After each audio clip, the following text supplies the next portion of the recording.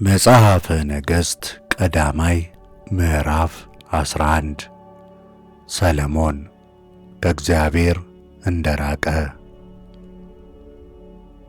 ንጉሡም ሰለሞን ሴቶችን ይወድ ነበር።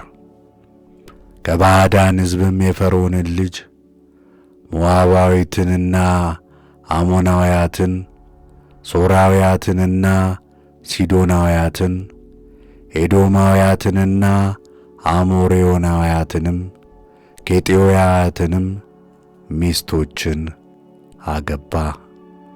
እግዚአብሔር የእስራኤልን ልጆች አምላኮቻቸውን ትከተሉ ዘንድ ልባችሁን እንዳይመልሱ ወደ እነርሱ አትግቡ፣ ከእነርሱም ወደ እናንተ አይግቡ ካላቸው ከአሕዛብ አገባ። ሰሎሞን ግን እነርሱን ተከተለ፣ ወደዳቸውም። ለእርሱም 700 ሚስቶችና 300 ዕቁባቶች ነበሩት። ከዚህ በኋላ ሰሎሞን በሸመገለ ጊዜ ልቡ እንደ አባቱ እንደ ዳዊት ልብ ከአምላኩ ከእግዚአብሔር ጋር አልነበረም። ከባዕድ ያገባቸው ሚስቶቹም ሌሎቹን አማልክት ይከተል ዘንድ ልቡን መለሱት። ሰሎሞንም የሲዶናውያንን አምላክ አስጠራጢስን፣ የአሞናውያንንም አምላክ ርኩሰት ኮሞስን ተከተለ። ሰሎሞንም በእግዚአብሔር ፊት ክፉ ነገርን አደረገ። እንደ አባቱም እንደ ዳዊት እግዚአብሔርን አልተከተለውም። ያን ጊዜም ሰሎሞን ለሞዓብ ርኩሰት ለኮሞስ፣ ለአሞን ልጆች ርኩሰት ለሞሎክ በኢየሩሳሌም አንጻር ባለው ተራራ ላይ መስገጃን ሠራ። ሰሎሞንም ልዩ ከሆኑ ከአሕዛብ ላገባቸው ሚስቶቹ ሁሉ እንዲህ አደረገ። ለጣዖቶቻቸውም መሥዋዕትን ሰዋ፣ ዕጣንንም አጠነ። 2 ጊዜም ከተገለጠለት ከእስራኤል አምላክ ከእግዚአብሔር ልቡናውን መልሶአልና እግዚአብሔር በሰሎሞን ላይ ቁጣን ተቈጣ።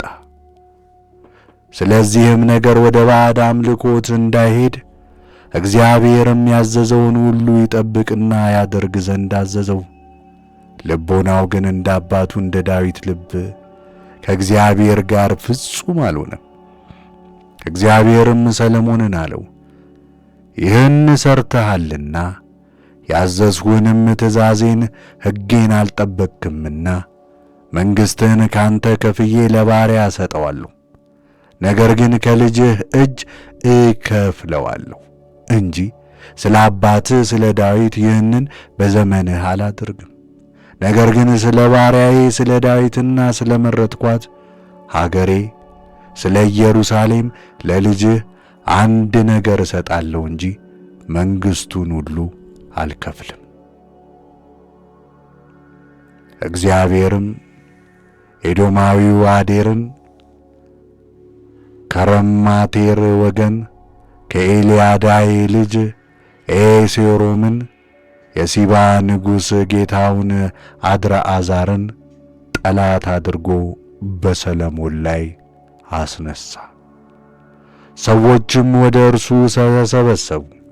የዓመፁም አበጋዝ እርሱ ነበር። ደማስቆንም እጅ አደረጋት።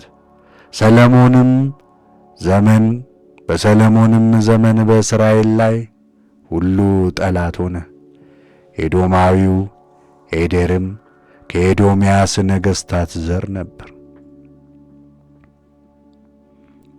ዳዊትም ኤዶምያስን ባጠፋ ጊዜ የሠራዊቱም አለቃ ኢዮአብ ተወግተው የሞቱትን ሊቀብር በወጣ ጊዜ የኤዶምያስን ወንድም ሁሉ በገደለ ጊዜ ኢዮአብና እስራኤልም ሁሉ የኤዶምያስን ወንድ ሁሉ እስኪገድሉ ድረስ 6 ወር በዚያ ተቀምጠው ነበር። አዴር ከእነርሱም ጋር ከኤዶምያስ ሰዎች የሆኑ የአባቱ አገልጋዮች ሁሉ ኮበለሉ፣ ወደ ግብፅም ገቡ። አዴር ግን ገና ሕፃን ነበር። ከምድያምም ተነስተው ወደ ፋራን ሄዱ። ከእነርሱም ጋር ከፋራን ሰዎችን ወሰዱ፣ ወደ ግብፅም ወጡ። ወደ ግብፅም ንጉሥ ወደ ፈርዖን ሄዱ። አዴርም ወደ ፈርዖን ገባ፣ እርሱም ቤት ሰጥቶ ቀለብ ዳረገው። አዴርም በፈርዖን ፊት እጅግ ባለሟል ሆነ። የሚስቱንም የቴቄምናስን ታላቅ እህት ሚስት አጋባው። የቴቄምናስ እህት ወንድ ልጅ ጌንባትን ለአዴር ወለደችለት። ቴቄምናስም በፈርዖን ልጅ መካከል አሳደገችው። ጌንባትም በፈርዖን ልጅ መካከል ነበረ። አዴርም በግብፅ ሳለ ዳዊት እንደ አባቶቹ እንዳንቀላፋ የሰራዊቱም አለቃ ኢዮአብ እንደሞተ በሰማ ጊዜ አዴር ፈርዖንን ወደ ሀገሬ እሄድ ዘንድ አሰናብተኝ አለው። ፈርዖንም እነሆ ከእኔ ዘንድ ወደ አገር መሄድ የፈለግክ ምን አጥተህ ነው አለው።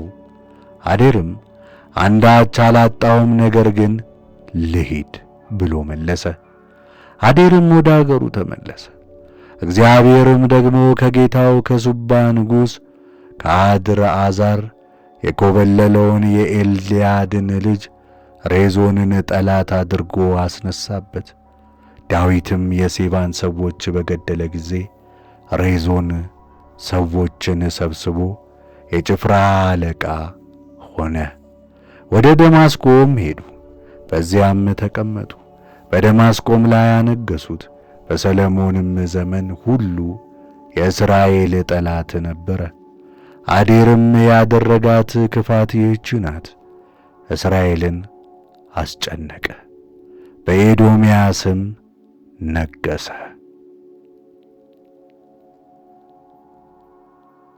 ከሳሪራ ሀገር የሆነ የኤፍሬማዊው የናባጥና ሳሩሃ የተባለች የመበለት ልጅ ኢዮርብዓም የሰሎሞን አገልጋይ ነበር።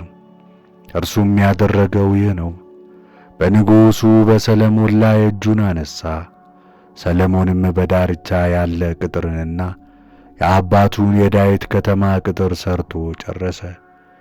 ኢዮርብዓምም ጽኑ ኃያል ሰው ነበር። ሰሎሞንም ጎልማሳው ኢዮርብዓም በሥራ የጸና መሆኑን ባየ ጊዜ በዮሴፍ ነገድ ሥራ ሁሉ ላይ ሾመው። ከዚያ በኋላ ኢዮርብዓም ከኢየሩሳሌም በወጣ ጊዜ ሶሎናዊው ነቢዩ አኪያ በመንገድ ላይ ተገናኘው። ከመንገድም ገለል አደረገው። አኪያም አዲስ ልብስ ለብሶ ነበር። ሁለቱም በሜዳ ነበሩ። አኪያም የለበሰውን አዲስ ልብስ ይዞ ከ12 ቀደደው። ኢዮርብዓምም አለው 10 ቅዳጅ። ኢዮርብዓምም አለው 10 ቅዳጅ ውሰድ፣ የእስራኤል አምላክ እግዚአብሔር እንዲህ ይላልና እነሆ ከሰሎሞን እጅ መንግሥቱን እለያታለሁ፣ 10ሩንም ነገዶች እሰጥሃለሁ። ስለ ባሪያዬ ስለ ዳዊት ከእስራኤልም አገሮች ሁሉ ስለ መረጥኳት ከተማ ስለ ኢየሩሳሌም ግን 2 ነገድ ይቀሩለታል።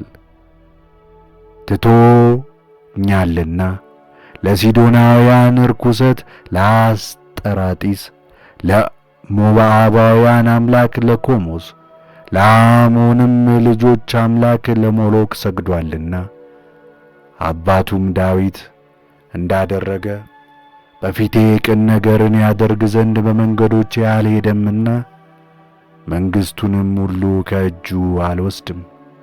ትእዛዜንና ሥርዓቴን ስለ ጠበቀው ስለ መረጥኩት ስለ ባሪያዬ ስለ ዳዊት ግን በዕድሜው ሁሉ አለቃ አደርገዋለሁ።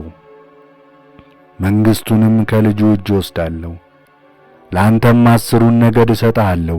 ስሜንም ባኖርሁባት በዚያች በመረጥኳት ከተማ በኢየሩሳሌም ለባሪያዬ ለዳዊት በፊቴ ሁል ጊዜ መብራት ይሆንለት ዘንድ ለልጁ 2 ነገድን እሰጠዋለሁ።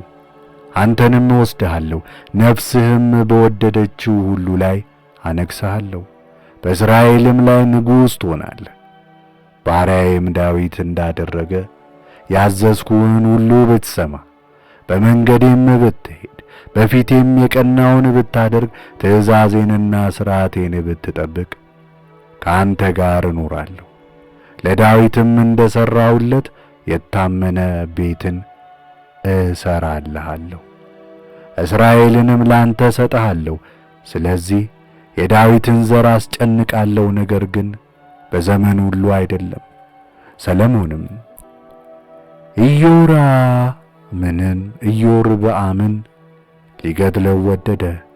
ኢዮርብዓምም ተነስቶ ወደ ግብፅ ሀገር ወደ ግብፅ ንጉሥ ወደ ሱስቀም ኮብልሎ ሄደ።